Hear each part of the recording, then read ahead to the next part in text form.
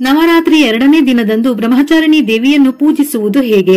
ಬ್ರಹ್ಮಚಾರಿಣಿ ದೇವಿಯ ಪೂಜೆಗೆ ಶುಭ ಮುಹೂರ್ತ, ಮಹತ್ವ, ಮಂತ್ರಗಳು ಹಾಗೂ ನೈವೇದ್ಯದ ಬಗ್ಗೆ ಈ ವಿಡಿಯೋದಲ್ಲಿ ತಿಳಿಯೋಣ. ನವರಾತ್ರಿಯಲ್ಲಿ ನವದುರ್ಗೆಯರನ್ನು ಪೂಜಿಸುತ್ತೇವೆ. ಒಂದೊಂದು ದಿನ ದೇವಿಯ ಒಂದೊಂದು ಅವತಾರವನ್ನು ಪೂಜಿಸುವುದು ಹಿಂದೂ ಧರ್ಮೀಯರ ಸಂಪ್ರದಾಯವಾಗಿದೆ. ದುರ್ಗೆಯ ಪ್ರತಿ ರೂಪಕ್ಕೂ ಅದರದ್ದೇ ಆದಂತಹ ವಿಶೇಷತೆಗಳಿವೆ. ನಾಳೆ ನವರಾತ್ರಿಯ 2ನೇ ದಿನ ದುರ್ಗಾ ದೇವಿಯ ಅವತಾರಗಳಲ್ಲಿ ಒಂದಾಗಿರುವ ಬ್ರಹ್ಮಚಾರಿಣಿಯ ರೂಪದಲ್ಲಿ ಪೂಜಿಸಲಾಗುತ್ತದೆ. ಶಾಂತಿ, ಸಂತೋಷ, ಭಕ್ತಿ ಹಾಗೂ ಸಂಕಲ್ಪದ ದೇವಿ ಎಂದು ನಂಬಲಾಗಿದೆ. ಸೌಮ್ಯಳು, ಶಾಂತ ಸ್ವಭಾವವನ್ನು ಧರಿಸಿರುವ ಬ್ರಹ್ಮಚಾರಿಣಿಯು ಮನಸ್ಸನ್ನು ಪ್ರಶಾಂತಗೊಳಿಸಿ ಆತ್ಮವಿಶ್ವಾಸವನ್ನು ಹೆಚ್ಚಿಸುತ್ತಾಳೆ. ಕೈಯಲ್ಲಿ ಗುಲಾಬಿ ಧರಿಸಿರುವ ಈಕೆಯು ಒಂದು ಕೈಯಲ್ಲಿ ಜಪಮಾಲೆ ಹಾಗೂ ಇನ್ನೊಂದು ಕೈಯಲ್ಲಿ ಕಮಂಡಲವನ್ನು ಹಿಡಿದುಕೊಂಡಿರುತ್ತಾಳೆ. ಶ್ವೇತ ವಸ್ತ್ರಧಾರಿಣಿಯಾಗಿರುವ ಬ್ರಹ್ಮಚಾರಿಣಿಯು ತನ್ನ ಭಕ್ತರಿಗೆ ಸಂತೋಷ ಹಾಗೂ ಜ್ಞಾನವನ್ನು ನೀಡುವವಳು ಆಗಿದ್ದಾಳೆ. ಪಾರ್ವತಿಯಾಗಿ ಹಿಮಾಲಯನ ಪುತ್ರಿಯಾಗಿ ಜನಿಸಿದ ದೇವಿಗೆ ತಪಸ್ಸಿನ ಹಾದಿಯನ್ನು ಅನುಸರಿಸಿದರೆ ಹಿಂದಿನ ಜನ್ಮದಲ್ಲಿ ಪತಿಯಾಗಿದ್ದ ಈಶ್ವರನನ್ನು ಮತ್ತೆ ಮದುವೆಯಾಗಬಹುದು ಎಂದು ನಾರದರು ಹೇಳುತ್ತಾರೆ. ಶಿವನನ್ನು ಪತಿಯಾಗಿ ಪಡೆಯಲು ನಾರದರ ಉಪದೇಶದಂತೆ ಸಾವಿರಾರು ವರ್ಷಗಳ ಕಾಲ ಕಠಿಣ ತಪಸ್ಸನ್ನು ಮಾಡುತ್ತಾಳೆ. ತಪಸ್ಸು ಮಾಡುತ್ತಿರುವ ಕಾಲದಲ್ಲಿ ಬರೀ ಹೂವು, ಹಣ್ಣುಗಳನ್ನು ಹಾಗೂ ಎಲೆಗಳನ್ನು ಮಾತ್ರ ಸೇವಿಸುತ್ತಿದ್ದಳು.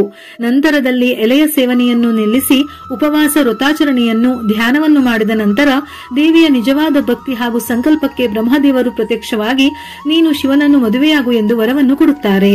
ಪಾರ್ವತಿಯ ಅಖಂಡ ನಿಷ್ಠೆಗೆ ಮೆಚ್ಚಿದ ಶಿವ ಆಕೆಗೆ ಒಲಿಯುತ್ತಾನೆ.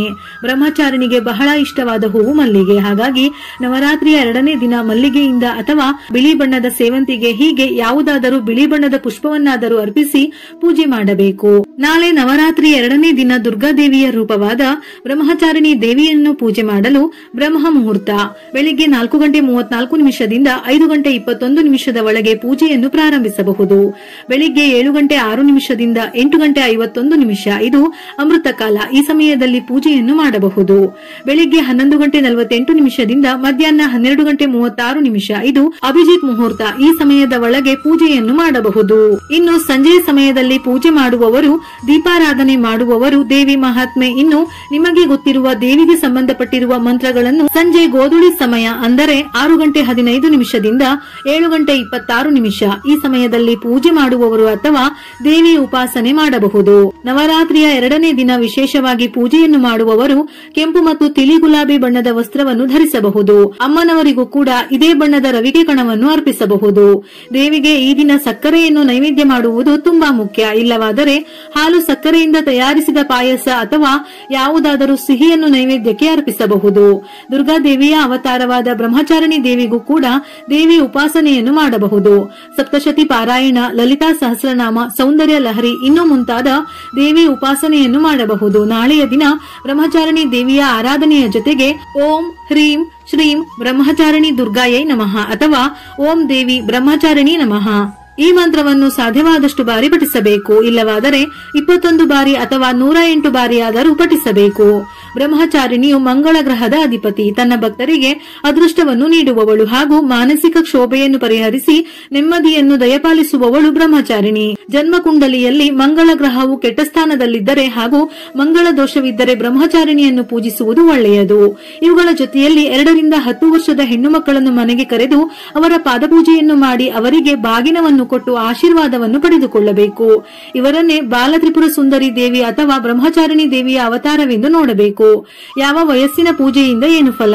2 ವರ್ಷದ ಕುಮಾರಿ ಪೂಜೆಯಿಂದ ಆಯುಷ್ಯಾಭಿವೃದ್ಧಿ, 3 ವರ್ಷದ ಕುಮಾರಿ ಪೂಜೆಯಿಂದ ಅಪಮೃತ್ಯು ಪರಿಹಾರ, 4 ವರ್ಷದ ಕುಮಾರಿ ಪೂಜೆಯಿಂದ ಆರೋಗ್ಯ ವೃದ್ಧಿ, ಪುತ್ರ ಪ್ರಾಪ್ತಿ, ಧನ ಧಾನ್ಯ ಅಭಿವೃದ್ಧಿ, 5 ವರ್ಷದ ಕುಮಾರಿ ಪೂಜೆಯಿಂದ ಧನ ಮತ್ತು ಕೀರ್ತಿಯ ಪ್ರಾಪ್ತಿ, 6 ವರ್ಷದ ಕುಮಾರಿ ಪೂಜೆಯಿಂದ ವಿದ್ಯಾ ಪ್ರಾಪ್ತಿ ಮತ್ತು ಜಯಲಾಭ, 7 ವರ್ಷದ ಕುಮಾರಿ ಪೂಜೆಯಿಂದ ಯುದ್ಧದಲ್ಲಿ ಜಯಪ್ರಾಪ್ತಿ, 8 ವರ್ಷದ ಕುಮಾರಿ ಪೂಜೆಯಿಂದ ಎಲ್ಲಾ ಮಹಾಪಾಪಗಳ ನಾಶ ಮತ್ತು ಶತ್ರು ಭಯ ನಾಶ, 9 ವರ್ಷದ ಕುಮಾರಿ ಪೂಜೆಯಿಂದ ಸರ್ವ ದುಃಖಗಳು ನಾಶವಾಗುತ್ತವೆ, 10 ವರ್ಷದ ಕುಮಾರಿ ಪೂಜೆಯಿಂದ ಸರ್ವವಿಧ ಇಹಪರ ಸೌಖ್ಯ ಪ್ರಾಪ್ತಿ.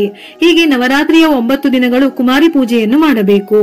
ಕುಮಾರಿ, ತ್ರಿಮೂರ್ತಿನಿ, ಕಲ್ಯಾಣಿ, ರೋಹಿಣಿ, ಕಾಲಿ, ಚಂಡಿಕಾ, ಶಾಂಭವಿ, ದುರ್ಗಾ, ಭದ್ರಾ ಎಂದು 9 ದುರ್ಗೆಯ ರೂಪಗಳನ್ನು ಕುಮಾರಿಯರಲ್ಲಿ ಆವಾಹಿಸಿ ಪೂಜಿಸಲಾಗುತ್ತದೆ. ಕುಮಾರಿಯರಿಗೆ ನೂತನ ವಸ್ತ್ರ, ಅಲಂಕಾರ ವಸ್ತುಗಳು ಮತ್ತು ಅನೇಕ ಸಿಹಿ ತಿನಿಸುಗಳನ್ನು ದಾನವಾಗಿ ಕೊಡಬೇಕು. ಇದರಿಂದ ಆಯುಷ್ಯಾಭಿವೃದ್ಧಿಯಾಗುತ್ತದೆ. ಈ ಪೂಜೆ ದಾನಾದಿಗಳಿಂದ ಅಷ್ಟವಸುಗಳು ಮತ್ತು ರುದ್ರಾದಿಗಳನ್ನು ಪೂಜಿಸಿದಂತಾಗುತ್ತದೆ ಎಂದು ಪುರಾಣಗಳಲ್ಲಿ ತಿಳಿಸಲಾಗಿದೆ. 9 ದಿನಗಳು ಕುಮಾರಿ ಪೂಜೆ ಮಾಡಲು ಸಾಧ್ಯವಾಗದಿದ್ದರೆ ನವರಾತ್ರಿ ನವರಾತ್ರಿಯಲ್ಲಿ ಒಂದು ದಿನವಾದರೂ ಒಬ್ಬ ಕನ್ಯೆಯನ್ನು ಪೂಜಿಸಿ ದಾನವನ್ನು ಮಾಡಿ ಭೋಜನವನ್ನು ಮಾಡಿಸಬೇಕು. ಬ್ರಹ್ಮಚಾರಿಣಿ ದೇವಿಯನ್ನು ಪೂಜಿಸುವ ಭಕ್ತರು ಸಮೃದ್ಧಿ, ಜ್ಞಾನ ಮತ್ತು ಬುದ್ಧಿವಂತಿಕೆಯನ್ನು ಪಡೆಯುತ್ತಾರೆ.